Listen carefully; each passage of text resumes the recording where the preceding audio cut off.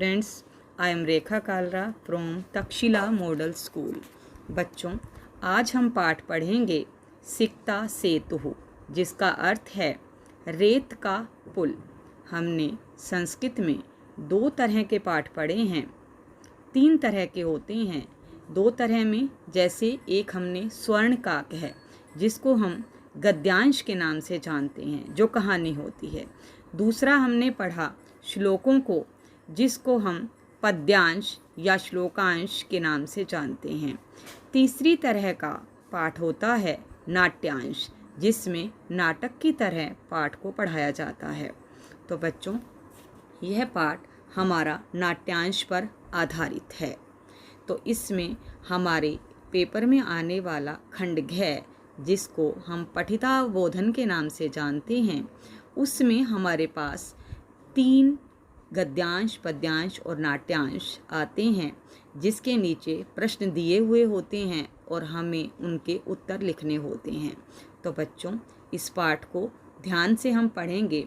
इसमें एक बच्चे की कहानी का वर्णन है, जो तपस्या के माध्यम से विद्या प्राप्त करना चाहता है, यानी जिसने बचपन में अपने माता पिता का कहना नहीं माना और विद्या प्राप्त नहीं की, और बाद में वह तपस्या के माध्यम से उसे पाना चाहता है।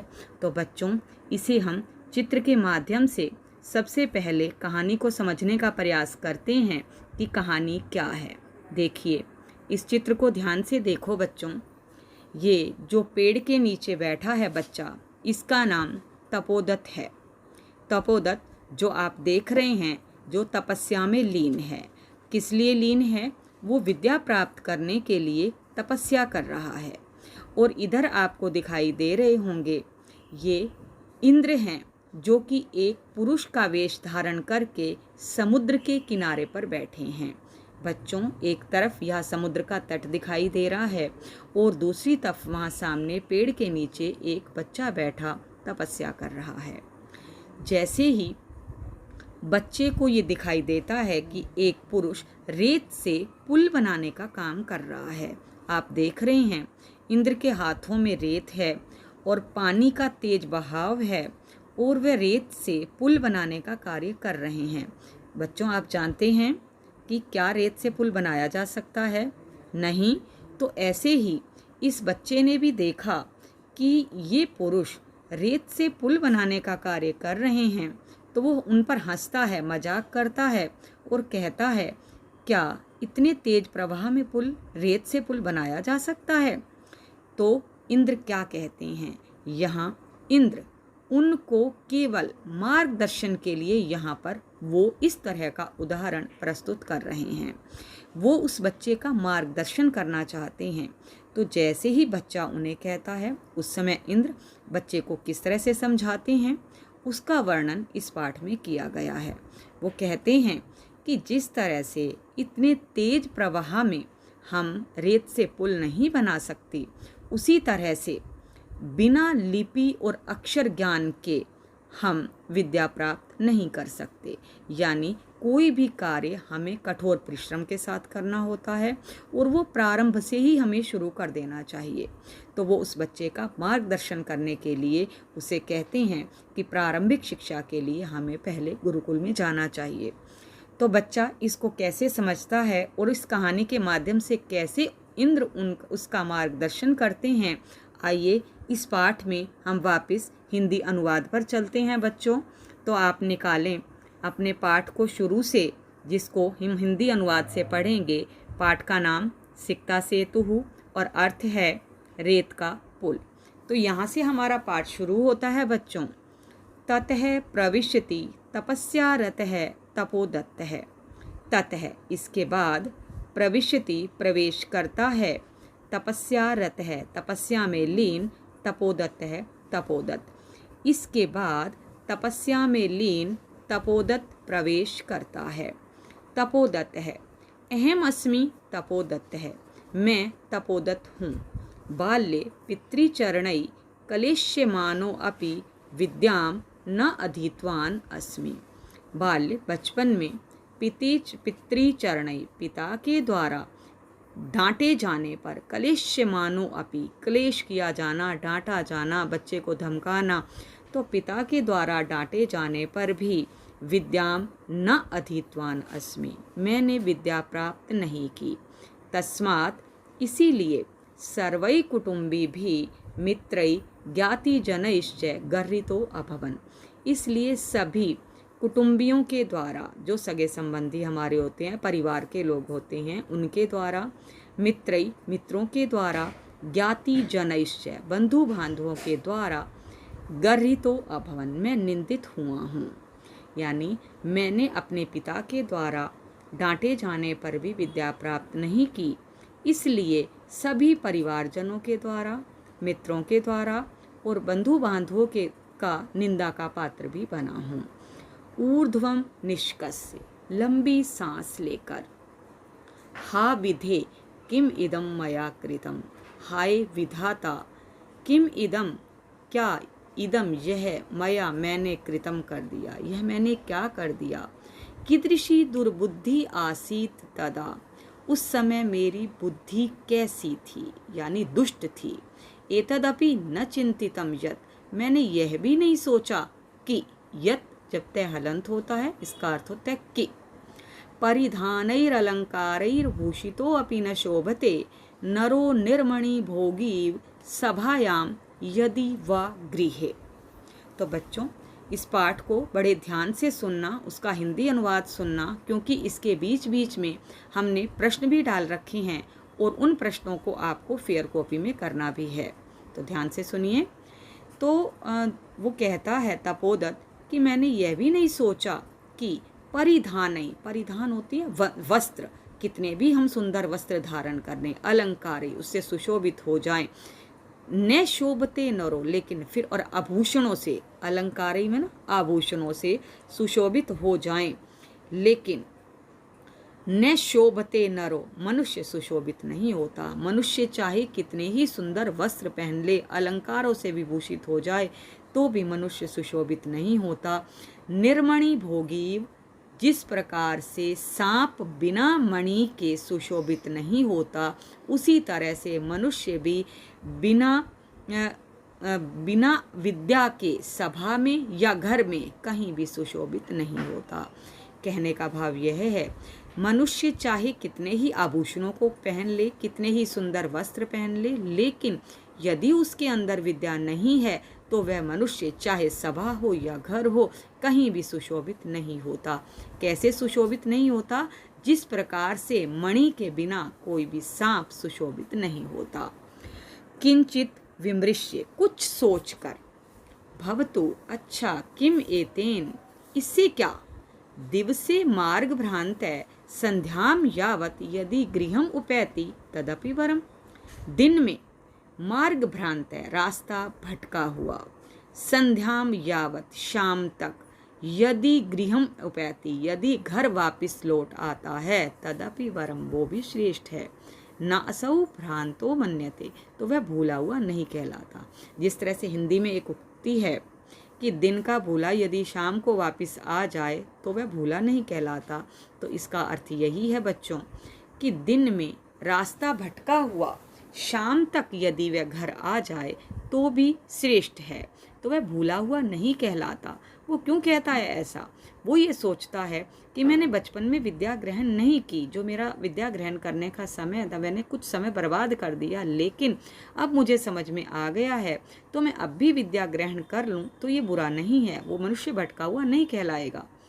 अतो अहम इदानीम तपश्चर्या विद्याम अवाप्तुम प्रवृत्तो अस्मि, इसलिए मैं अब तपस्या से विद्या प्राप्त करने में लगा हूँ। जलोच्छल ध्वनि ही श्रूयते, जब वो विद्या प्राप्त करने के लिए तपस्या कर रहा होता है उसी समय जल के उछलने की ध्वनि सुनाई देती है। सागर में, समुद्र में जब लहरें आती हैं और जाती हैं तो उसकी एक अलग से ध्वनि सुनाई देती है। अये कुतोयम कल्लोल उच्छल ध्वनि, अरे यह ध्वनि कहाँ से आ रही है? महामत्स्यो मकरो भाव भवेत, महामत्स्य कोई बड़ी मछली, मकरो मगरमच्छ, कोई बड़ी मछली या मगरमच्छ हो सकता है। पश्यामी तावत, तो देखता हूँ। तो क्या करता है वो? अपनी तपस्या से लीन पेड़ के नीचे से उठकर वो समुद्र की लहरों तक जाता है, देखने के लिए कि ये आवाज़ कहाँ से आ रही है। बच्चों, इसके बाद इससे संबंधित हम कुछ प्रश्नों को आपको बताएंगे, लेकिन उससे पहले एक बार फिर से हम इस पाठ को कर लेते हैं, इसकी हिंदी को फिर से ध्यान देते हैं। इसके बाद तपस्या में लीन तपोदत्त प्रवेश करता है। तपोदत्त, मैं तपोदत्त हूँ। बचपन में पिता के द्वारा डांटे जाने पर भी मैंने विद्या प्राप्त नहीं की, इसलिए सभी परिवारजनों, मित्रों और बंधु बांधवों के द्वारा मैं निंदित हुआ हूँ। लंबी सांस लेकर, हाय विधाता, यह मैंने क्या कर दिया। मेरी कैसी उस समय बुद्धि दुष्ट थी।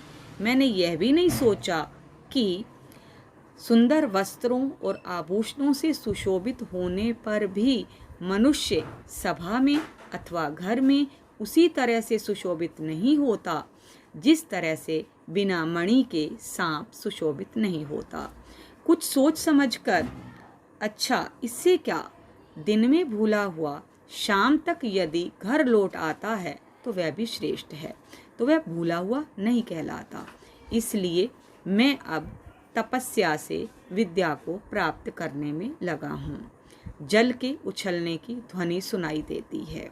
अरे ये जल के उछलने की ध्वनि कहाँ से आ रही है।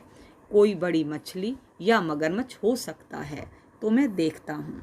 तो बच्चों, इसमें प्रश्न हमने किए हैं, कीदृशे नरे न शोभते, कैसा मनुष्य सुशोभित नहीं होता। जैसा हमने श्लोक में पढ़ा है, इसको आप उसको पढ़कर इसका उत्तर देंगे। दूसरा है, तपोदत्तस्य बुद्धि कीदृशी आसीत्, तपोदत्त की बुद्धि कैसी थी। बच्चों, पहला प्रश्न है कैसा मनुष्य सुशोभित नहीं होता, और दूसरा है तपोदत्त की बुद्धि कैसी थी। इसके बाद है प्रश्न नंबर 3, संधि विच्छेद। नास्ति, महाशय और किंचित, इसका संधि विच्छेद करना है। प्रश्न नंबर 3 है। इसके बाद हम आगे पाठ की ओर चलते हैं। बच्चों, पुरुषम एकम, कहाँ तक हमने पढ़ा था, जब वो बच्चा वापिस आता है, उस समुद्र के किनारे पर आता है जहाँ पर वो नारद मुनि रेत से पुल बनाने का काम कर रहे हैं।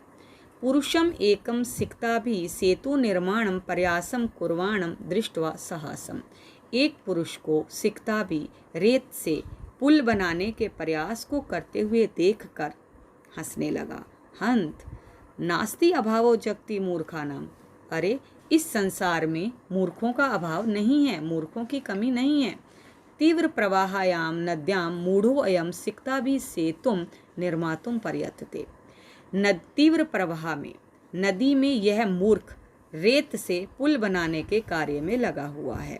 60 हसम पार्श्वम उपेते, मजाक के साथ उसके पास जाकर, भू महाशय, हे महाशय, किम इदम विधीयते, यह क्या कर रहे हैं। अलम अलम तव श्रमेण, अपने परिश्रम को करना बंद करो। पश्य, देखो, रामो बबंद यम सेतुम शिलाभिर्मकराले विदद बालुकाभिस्तम यासी त्वम अतिरामताम, चिंतय तावत सिक्ता भी क्वचित सेतुम कर्तुम युज्यते। हे महाशय, ये क्या कर रहे हो, अपने परिश्रम को बंद करो। देखो, राम ने, रामो बबंद, क्या बच्चों आप जानते हो कि राम ने लंका तक जाने के लिए एक पुल बनाया था।